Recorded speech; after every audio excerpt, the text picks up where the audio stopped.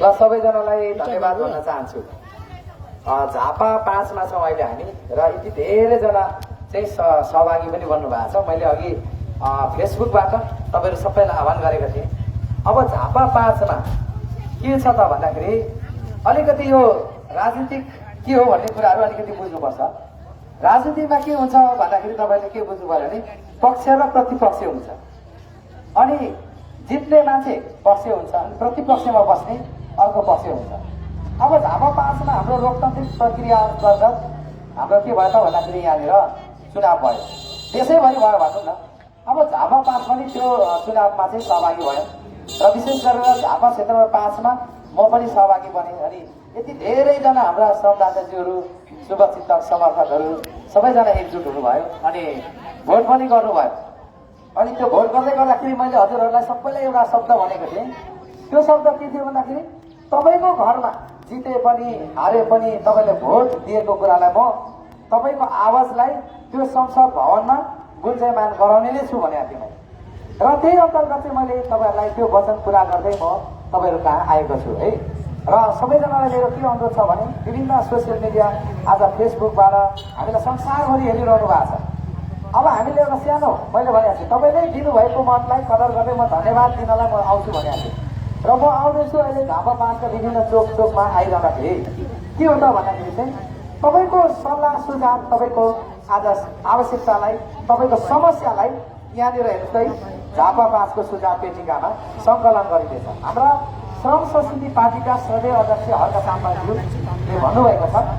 अनि तपाईँले घर दैलोमा जाँदै गर्दा गर्नुभएको बाचा पुरा गर्नुपर्छ र त्यहाँका समस्याहरू तपाईँले सङ्कलन गरेर ल्याउनु होला यहाँनिर भन्नुभएको छ। अनि भोलि चाहिँ हामी के गर्दैछौँ भन्दाखेरि चाहिँ हाम्रा श्रद्धेय अध्यक्ष हर्क साम्पाज्यूलाई यो हाम्रा झापा क्षेत्र नम्बर 5का समस्याहरू चाहिँ हामी उहाँलाई यो सुझाव पेटिकामा राखेर दिनेछौँ र उहाँले एक एक हेर्नुहुनेछ।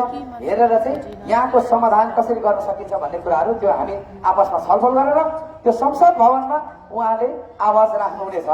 यो कुराको लागि मैले तपाईँलाई जानकारी गराएँ। अब अलिकति 2-4वटा कुरा भन्न चाहन्छु। के छ त समस्या झापा क्षेत्र नम्बर 5को? कस्ता समस्यालाई हामी अगाडि लाँदैछौँ त भन्दाखेरि राजनीतिमा 2टा कुरा हुन्छ, एउटा पक्ष एउटा प्रतिपक्ष। अब जितेर जानेले के गर्ने भन्दाखेरि काम गर्नु पर्यो। अब अरूलाई के गर्नु पर्यो भने तिमीले चाहिँ हाम्रो समस्याहरू उठाएर त्यो काम गर्ने मान्छे कहाँ पुर्याउनु पर्यो भने हो क्या तपाईँले कुरो बुझ्नुभयो नि।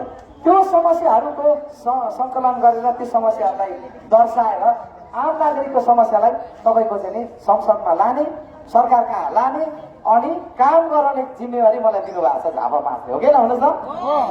त्यही आवाजलाई आज मैले बुलन्द आवाजको रूपमा आज मैले तपाईँहरू सामुमा राखेको छु। र मैले के भन्न खोजिरहेको छु भन्दाखेरि यहाँ एकजना हाम्रो दिदी हुनुहुन्छ, अब दिदी के भन्छ, दिदी नै हुनुहुन्छ, यता आउनुहोस् तपाईँ अलिकति।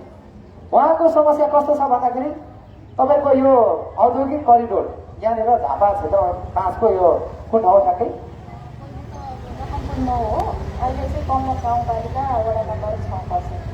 यहाँ के समस्या छ त भन्दाखेरि त्यहाँ ठुलो औद्योगिक करिडोर बनाउने भनेर हजारौँ हेक्टर 100औं हेक्टर जमिन त्यहाँ खरिद गरियो। अब उहाँ त्यो भित्रमा पर्नु हुँदो रहेछ तर उहाँले अहिलेसम्म मुआवजा पाउनु भएको छैन होइन। मुआवजा पनि पाउनु भएन। अनेक आवाज उठाउँदाखेरि हिजोस्ति त्यो आवाज राख्दा अब केपी ओलीज्यू हाम्रो चाहिँ पूर्व प्रधानमन्त्री हुनुहुन्छ, म कहाँ त्यो कुरा नै तपाईँहरूले आइपुगेन भनेपछि उहाँले कतिचोटि कहाँ कहाँ पुग्नु भयो तपाईँले समस्या बताइदिनुहोस् एकचोटि।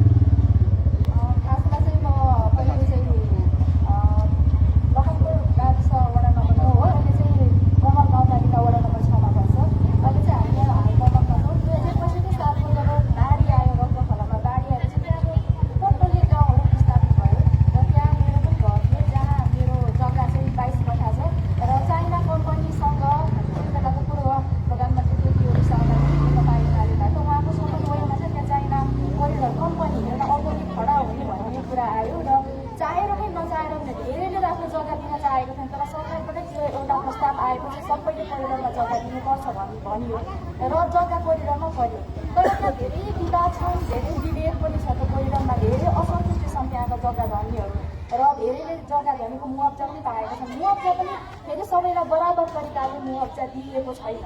त्यहाँनिर धेरै असन्तुष्टि छन्, यहाँनिर धेरै झै झगडा पनि पर्यो। कतिले मुआवजा लिएका छन् र धेरैले मुआवजा लिएका छन्।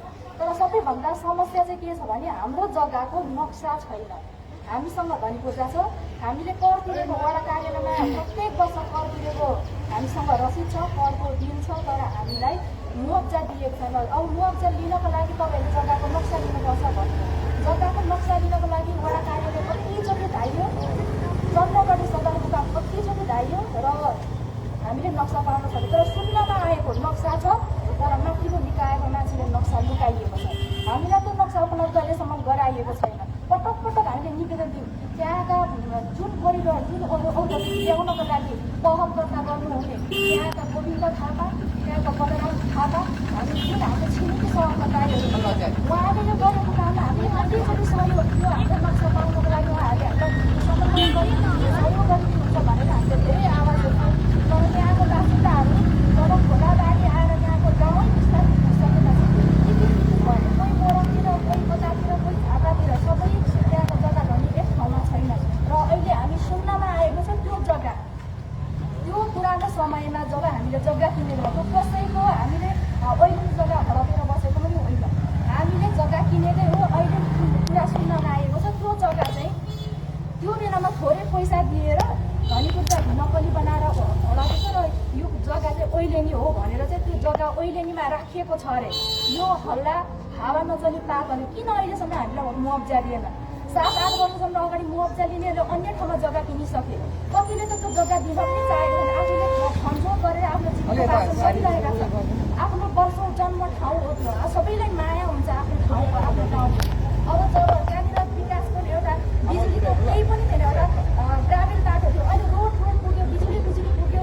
जब सुविधा आयो, जब विकास भयो, त्यो गाउँबाट हामी लगिदिनुपर्ने अवस्था छ। किनभने हामीलाई दुःख परेको बेला हामी त्यो गाउँमा थियौँ। सुख आयो तर हामीलाई त्यहाँबाट लखेटिएको जस्तै छ। हामीले धेरै पहल गऱ्यौँ तर हाम्रो यो समस्या सुनवाई भएन। र अहिले चाहिँ मैले यो सुनवाई चाहिँ अब यो एक समस्या होइन।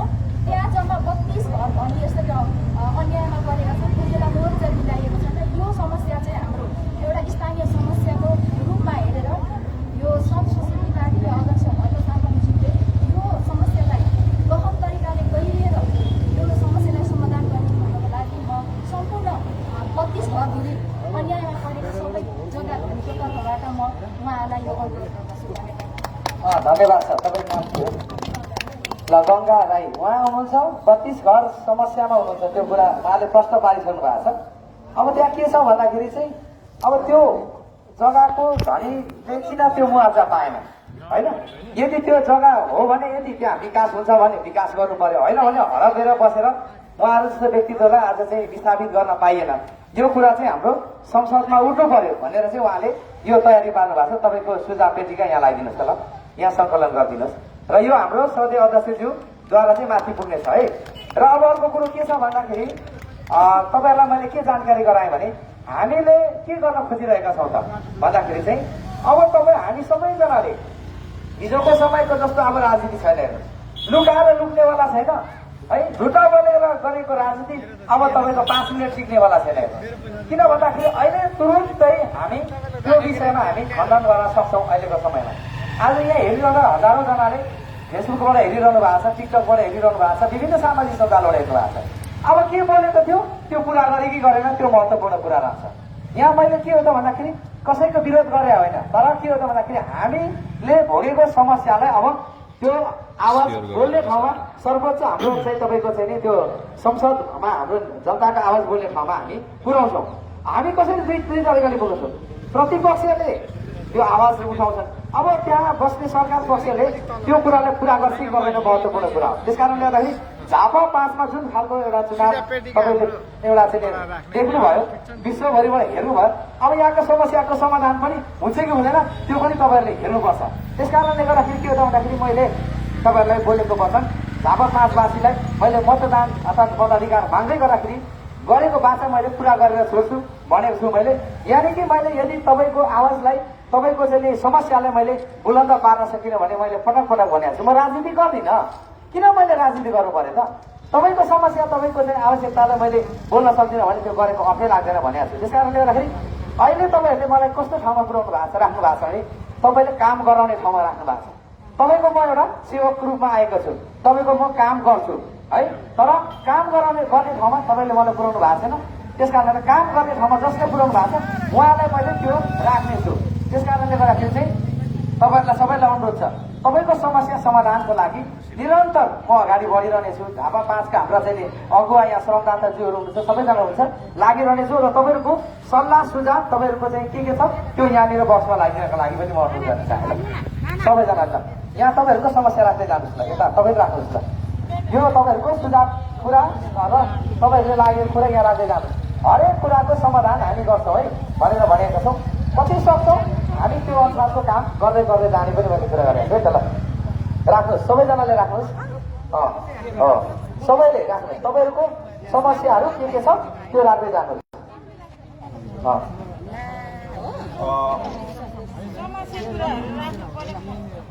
अब के छ भने अब अहिलेको अवस्थामा हाम्रो नेपालमा धेरै महत्त्वपूर्ण कुरा छ। म के चाहन्छु भने अब हालैको लागि चाहिँ फ्री शिक्षाको व्यवस्था होस् अहिलेको लागि चाहिँ। यसमा हाम्रो खतराले चाहिँ अलिकति केही मात्रामा केही अब उहाँले केही गरिदिनुहुन्छ कि भन्ने मलाई आशा छ। हामीले एजुकेसन शिक्षाहरू चाहिँ हामीले नेपालको इन्टरनेसनल भरि हामीले एजुकेसन शिक्षाहरू ल धन्यवाद छ। उहाँले भन्नुहुन्छ शिक्षा फ्री हुनु पर्यो होइन, स्वास्थ्य फ्री हुनु पर्यो भन्ने कुराहरू आवाजहरू उठाइरहेका छौँ होइन। त्यो कुराहरूलाई पनि उहाँले लगाइदिनु भएको छ, धन्यवाद छ। र अब हामी अर्को चोकमा जान्छौँ, या त अब हाम्रो सक्यो अरू ठाउँमा पनि हामी जानु परेको छ, किनभने उहाँहरूको पनि समस्या बुझ्दै बुझ्दै जानुपर्छ। तपाईँहरूले यहाँ राख्नु भएको छ, अब चल्नु त हामी